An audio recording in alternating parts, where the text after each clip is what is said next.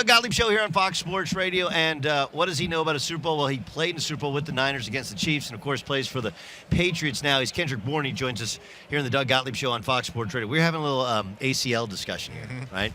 Okay, so, and I again, like, if you seem like you're in a good place about it, so if it's bringing up a bad memory you don't want to talk about, I get it. No, but, okay, so take me through. So, okay, I'll take you through my so, right. Again, this is old man basketball, right? And I started to get competitive, and I was just like, I'm just going to shoot threes. Yeah. And then the guys started getting up on me. I went by him, and then I tried to do one of those, like, jump stop and go over the top of a guy, and I just heard my knee pop. And I think I was most upset that I wasted an ACL tear on a shitty adult league game. Really, right? Like you did it in an NFL game, right? Like, that's cool. If you do it in the Super Bowl, like OBJ last year, or was it 2 years ago in the Super Bowl, like, that's cool. Yeah. Right? There's something kind of heroic about it. Nothing heroic about being in your 40s and tearing your ACL. How did you do yours? It's funny. So you say, you wasted it on, like, a basketball game? Yeah. I was mad I did it on grass. Yes. I wish I did it on turf. So I could, kind of keep the debate going about that. But I actually got tackled, man. I was 39, and we were losing, man, to Miami. And I caught like an out route right before the line. And I kind of came back downhill to catch the ball, and the guy kind of just twisted me. Eli Apple, he twisted me. I tried to turn upfield to get the first down, and he kind of twisted me down. And like you said, George popped. I heard the pop, and it was just excruciating. I've never experienced it for my first time, obviously. I got hurt in 8th grade. I fractured my tibia before, but that was my first big injury. When you get hurt in 8th grade, it was football? Football. Yeah. Fractured my tibia. Same kind of thing. Got twisted. My foot got planted, and I got twisted up, tackled funny, man. So it's just an unfortunate thing, man. So what goes through your mind? You're laying there on the field, and like it's a whole different deal. Like, you're in a super competitive sport, right? This is your job. Your body is everything, and you realize you probably tore your ACL. Yes. What do you recall about those moments when they're tending to you? It's so funny, man. So now I replay the play all the time. Like, man, why he didn't just push me out of bounds? Right. And in that sense, but in the moment, I was just like, I knew it popped. I knew I was hurt. I knew I was done. I just, like, never felt a pain like that. So I knew I'm done. And so I was able to walk off the field, which was encouraging. So I'm like, okay, it might just be MC. It might just be something light, Got in the locker room, and it got sore and sore. Yeah, and swole up. So just was very disappointed. I was having a great year. I was on my way to having my best year. So that was the hard part, and it was just an unfortunate situation. It's interesting that no one points that out about the Patriots offense, right? No one has said, and I'm only, and I'm not saying it just to defend the Patriots. I said this about Cliff Kingsbury, right? Yeah. When Arizona went to the playoffs, we were like, well, they were terrible in the playoffs. Like, yeah, well, DeAndre Hopkins didn't play. Exactly. Like, if you lose one of your 2 or 3 biggest weapons, you're a different football team. Yes. How much did the Patriots change after you got hurt? So like the statistic was that I kept leading the team at receiver. But, I don't really look at it like that, man. I think it was an opportunity for those guys to get better, man.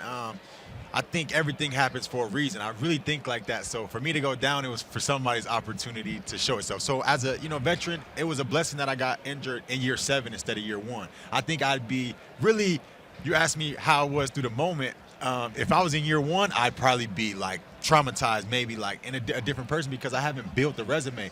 So to get hurt in year 7, I got a little resume behind me, a little people know me. So it was it wasn't okay for me to get hurt, but it was okay because I was a seasoned vet. So it was an opportunity for the young guys, but I think they definitely missed my presence.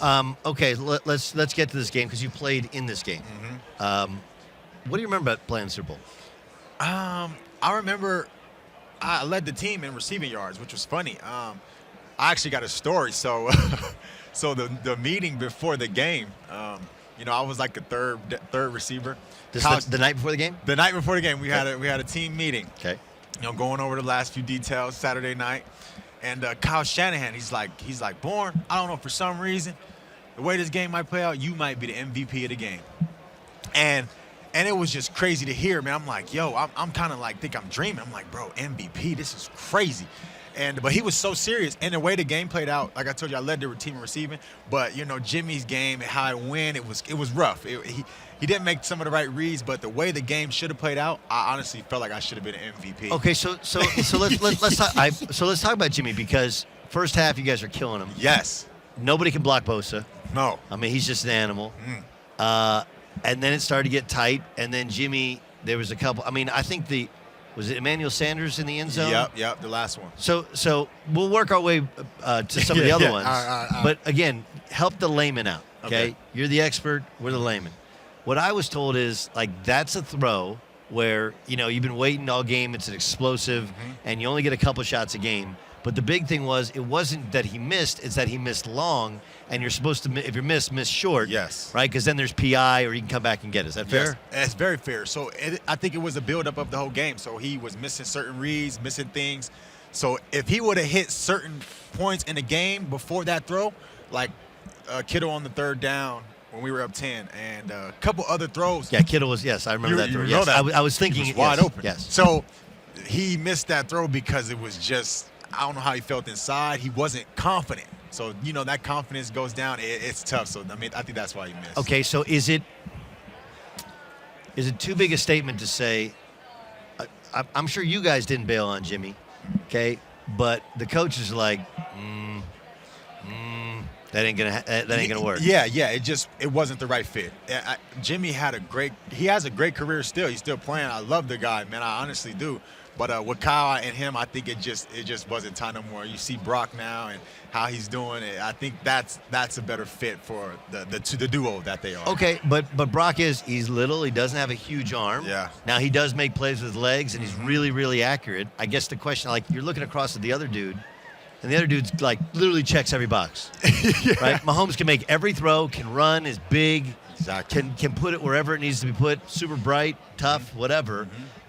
Does Brock have enough of the tangibles to win this game? I think the big thing about Brock is he doesn't pass the eye test. So, the eye test in the NFL is big, how you look, how you seem, everything. And so he definitely doesn't have everything Patrick has, but I think I like the underdog story. So that's what I'm going with. But he just has to make the right reads. He has to there can't be any mistakes. So Patrick can make mistakes and still win. I don't think Brock can make as many mistakes. He probably can make a couple, but that's going to be the difference. I know it's been a minute since you've been there, but one of the cool things about NFL teams, NBA teams, is there's a lot of other people that people don't recognize. Give me somebody who you want the Niners to win the Super Bowl, not for the stars, but that's my dude. He's equipment guy, coach, somebody who's there who, when you were there, you're like, man, I really like that guy. I hope he does well. Honestly, Kyle Shanahan. I seriously say that. He gave me my first opportunity, not just a cliche answer, but he really gave me the first opportunity, and he taught me a lot. So, and he's been struggling. I don't think he's won a Super Bowl yet. Obviously, he's had two losses. So, I would love to see him win. He's always in Coach of the Year polls and all that stuff. So, it would be dope to see him win, man, and get former wide receiver at Texas, by the way, Kyle Shanahan. Okay, so to this point, you played on Bill Belichick's last team. Wow. Right? I didn't really. I mean, think about that, right?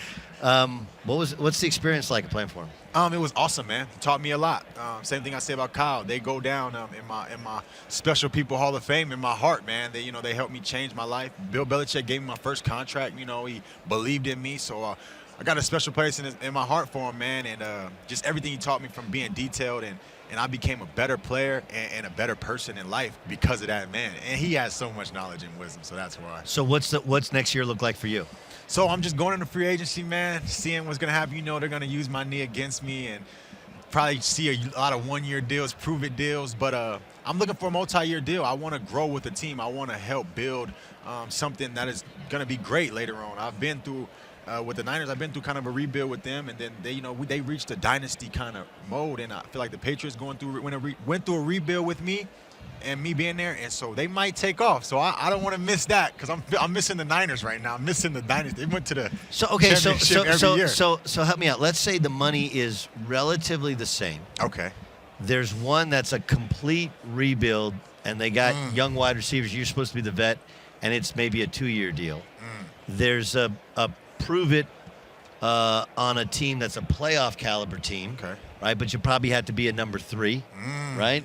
And then there's there's an opportunity that has more money for 1 year, okay, but you don't love the system. How do you balance that? Like, do you just go most money? Do you just go best culture? Do you, like, how do you balance it? That's a great question and a great way to break it down, because that's some of the things we players deal with. So it's the money is always appealing, because the money is going to set up my life. So if I go to the money, but for me, it's not all about the money. I'm kind of like Jalen Hurts. I want to win championships. Money is cool, but championships are better. Like that is a great statement, because I want the whole bundle. So if it's a 3-year and I can get a good amount of money, a solid team, and be able to have a good role, I'll take that. But if it's a 1 year, a lot of money, but I might not be there next year. I don't know. So I want the whole bundle package. Right. Everybody wants everything, but the problem is it usually doesn't present itself that way. Exactly. You back running? No, so I'm not running yet. I've been doing a lot of rehab. I can actually run. It's the stopping. Yes. So I haven't ran yet. How far out are you? 5 months out of surgery. Okay, yeah. Because I'm sure you've researched this thing. There's that like 2 to 4 months where the ligament dies and then regenerates, right? And that's the danger zone. You're out of the danger zone now, so you're back.